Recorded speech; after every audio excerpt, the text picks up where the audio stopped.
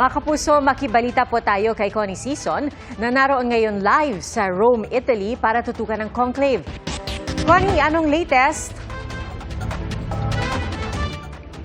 Yes, Pia, nakapasok na nga lahat ng 133 na mga cardinal electors sa loob ng Sistine Chapel at nagsimula silang lumakad mula naman at magprosesyon mula doon sa Casa Santa Marta at ito'y eksakto na 4:30 sila nagpulong-pulong at narinig natin yung hymn na napaka-soothing at ang announcement nga na nagsisimula na ang prosesyon kanina dito sa may St. Peter's Square at itong nakikita natin na habang lumalapit itong oras na sinasabi na magbobotohan na ang mga cardinal electors, siya namang ding pagdami ng mga tao, na mga debotong Katoliko dito sa St. Peter's Square. At nakikita nga natin dito na sunod-sunod ang pagdating ng mga pilgrims. Ito yung mga grupo ng mga debotong Katoliko na nagsasama-sama sa isang tour para sa kanilang panata na masaksihan ang pagpapalit ng Santo Papa. Pia? Connie, so ngayon tapos na yung misa, nakapunta na sila mula doon sa Pauline Chapel, papuntang Sistine Chapel, nakita rin natin yung litanya. Pagpasok nila or pag-umpisa ng mismong conclave, ano yung magiging proseso ng botohan? May mga speech pa ba dyan or talagang diretso botohan na? Meron pang mga gagawin, Pia. Unang-una sa lahat, meron silang susundin doon sa paragraph 53 na itong sinasabing Universi Dominici Gregis. Ito yung oath that they will commit. Sasabihin nila na kung sila ang ma-elect. Kasi tandaan natin, any of them will go inside as cardinals. But one of them, syempre, ay maaaring maging pope sa kanan, di ba? At ito ay sasabihin nila na magko-commit sila na kung sila nga ay mahalal, ay sila ay gagampanan nila ng tungkulin nila ito sa Munus Petrinum na bilang head ng Universal Church ng Simbahang Katolika. At sila din ay of course magpe-pledge nga ng kanilang secrecy. Sa lahat ng pagkakataon dapat talagang walang outside forces na makaka-impluwensya ng kanilang pagbobotohan.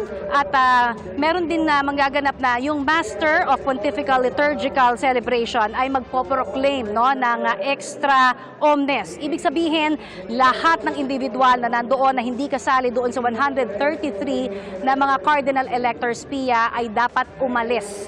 At ang matitira na lamang ay yung Master of Pontifical Liturgical Celebrations at yung kanyang ecclesiastic designated na magde-deliver naman ng meditation prayer. Yung meditation na yon na gagawin nitong mga cardinal electors, Pia, ay parang ipapaunawa sa kanila yung napakabigat na responsibilidad nila na talagang hintayin ang banal na Espiritu Santo na gabayan sila para makapag-elect ng tama, nararapat na papalit na Santo Papa para sa kabutihan ng Simbahang Katolika. At dapat talagang nakatutok ang kanilang mata sa will ng Diyos. At Connie, nakikita natin sa live na kuha natin ang mga kardinal doon sa loob mismo ng Sistine Chapel, pati na si Cardinal Tagle, isa sa tatlong Pilipinong kardinal na makikilahok dito sa conclave. So Connie, lahat ba ng 133 cardinal electors makakaboto doon sa loob mismo ng Sistine Chapel? Kasi di ba merong hiling ang isa sa mga cardinal elector na mula sana sa Casa Santa Marta siya boboto at saka dadalhin ang kanyang boto sa Sistine Chapel. Pinayagan ba ito?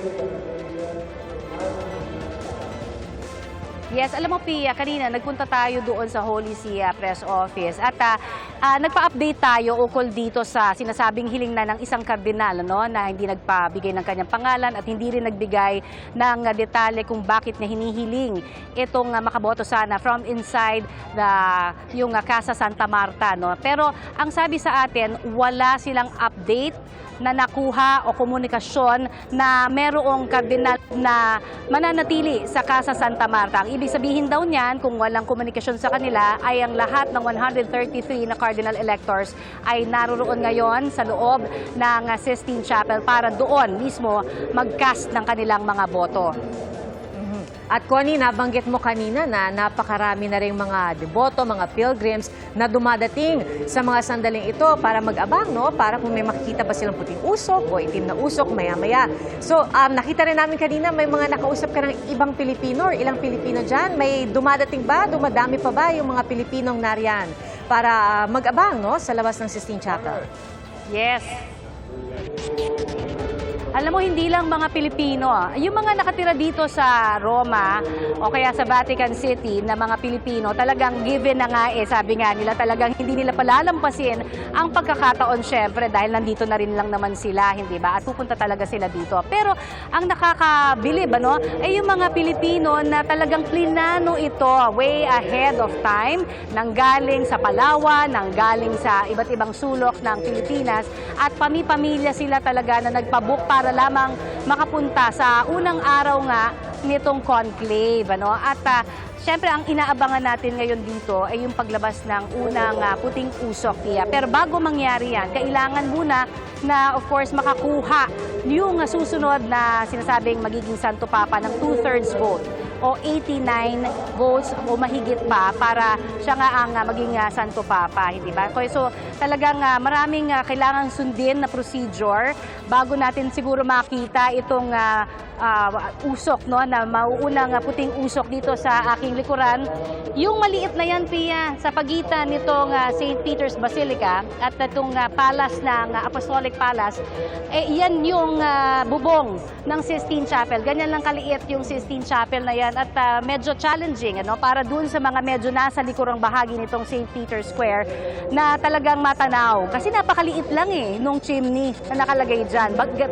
Bagamat yan ang sitwasyon, sabi nga nila wala nang alisan. Tuloy-tuloy na sila hanggang sa makita ang unang usok kung ito man ay itim, na ibig sabihin ay wala pang nahahala na bagong Santo Papa, o puti naman na ibig sabihin ay meron na. Pero ang sure dyan, talagang mag-aabang sila kahit na ilang araw pa ang sabihin na natin na taga-itagal nitong botohan.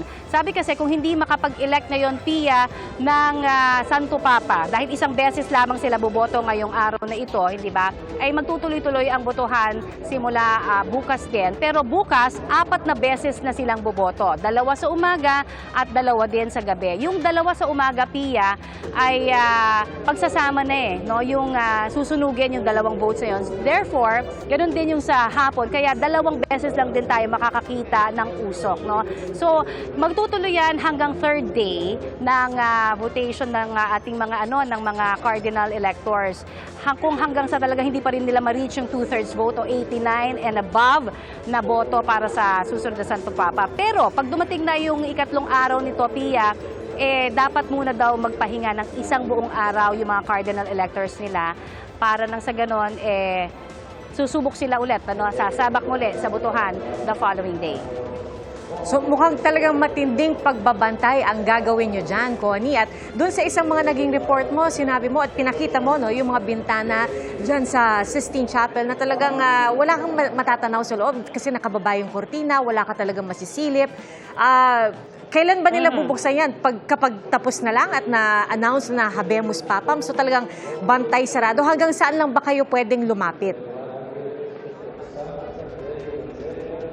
Alam mo, Pia, may mga designated areas lang ang media dito sa may St. Peter's Square.